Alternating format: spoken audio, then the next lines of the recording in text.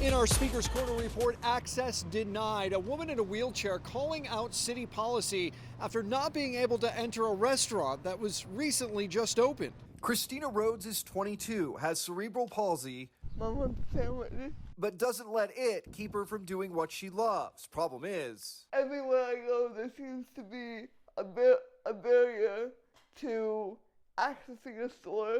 Such was the case recently in her neighborhood. Kristen Mosley has been waiting for the new Tim Hortons to open on Roncesvalles. This is her dad, David. We've watched them renovated and got the building and get it all fixed up. But he says this new store forgot a big piece.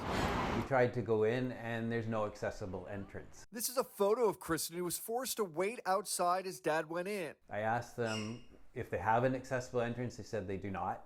And according to Ontario's building code, as it stands now, they don't have to. Quote, since the renovation of the suite, although extensive, was less than 300 square meters, there was no requirement to make the entrance accessible, a city spokesperson told us. First reaction when I hear stories like this is simply, it's devastating. This is Anthony Frazina with the Ontario Disability Coalition. So while the store, quote unquote, was being compliant, in good nature and in good faith, is it really servicing the community at large in which it is meant to?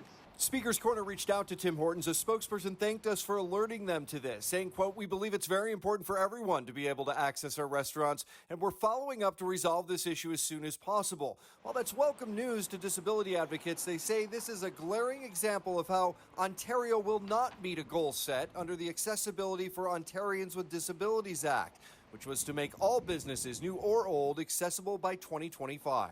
Well, Ontario, January 1st, is supposed to be fully accessible. But people like Frazina are skeptical businesses will comply and the government will go after those that don't. What are we going to do to ensure that the act of January 1st, 2025 is being enforced and enforced to the letter of the law? Time will tell, he says. In the meantime, he has this message. I'm not here to make that Tim Hortons look bad or anybody look bad. I'm here to educate on the importance of accessibility and inclusion as the right thing to do. I understand older stores that haven't been able to convert yet, but on a brand new one, to try and get around a building code for 1 year, I just don't get it, especially when it's Tim Hortons. That kind of makes me feel sad. And as always, if you have an issue, story, or question you'd like us to look into, reach out by visiting the Speaker's Corner tab on the City News website. Pat Taney, City News.